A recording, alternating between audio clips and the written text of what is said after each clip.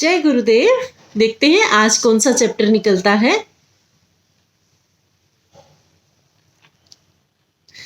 सत्संग पर निकला है। गुरुदेव बोलते हैं, जो मन सुख खोजता है केंद्रित नहीं हो सकता। या तो तुम सुख खोजते हो या मेरे पास आते हो। जब तुम केंद्रित होते हो सारे सुख अपने आप ही तुम्हारे पास आ जाते हैं और तब वे सुख नहीं रह जाते, उनका आकर्षण नहीं रह जाता। यदि तुम्हें अपने दुख में रस आता है तब भी तुम केंद्रित नहीं हो सकते और तुम पथ से बहुत दूर हो जाते हो। ना पढ़िए गुरुदेव क्या कह रहे हैं। हमें सेंटर्ड होना है। हमारा ध्यान कहाँ होना चाहिए? हमें सेंटर्ड होने में ना।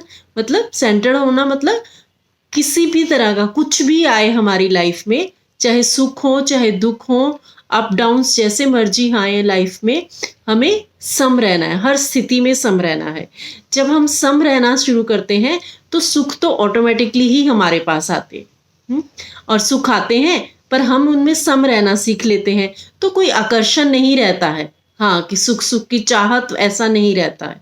और गुरुदेव बोलते हैं जो लोग, कई लोगों को होता है ना कि दुख भी कहीं आएगा तो बस अपने दुख का पिटारा लेकर बैठ जाना और सबको सुनाते रहना। उनको उसी में रस आने शुरू हो जाता है। और जब ऐसा होता है तब भी हम सेंटर्ड नहीं हैं, है ना।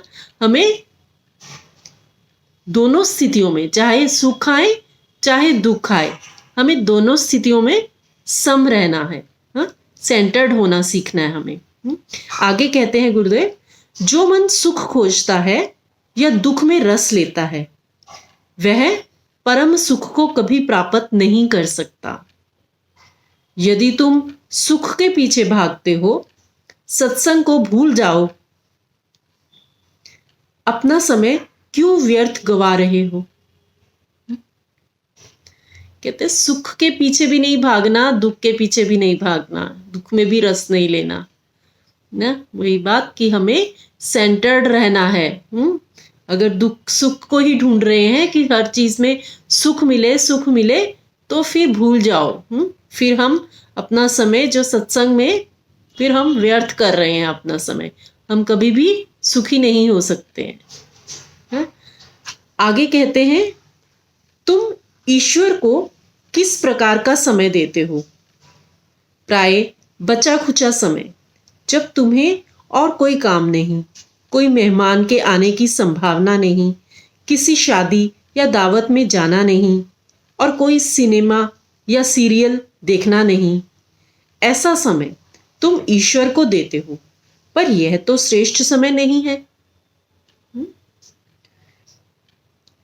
आगे कहते हैं, ईश्वर को अपना श्रेष्ठ समय दो, इसका फल भी मिलेगा।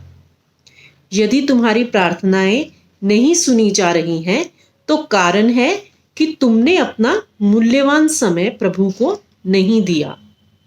अपने जीवन में सत्संग और ध्यान को महत्वपूर्ण स्थान दो।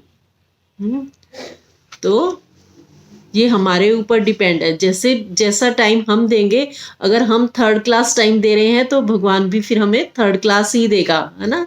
सब कुछ थर्ड क्लास ही मिलेगा।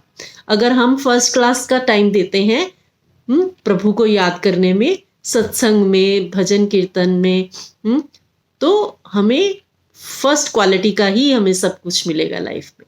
तो भगवान एक बहुत कुशल व्यापारी है। हाँ, तो ये हमें ध्यान रखना है ना, कि भगवान को हम याद करें तो एक सत्संग करें तो पर अपना मूल्यवान टाइम दे, है ना।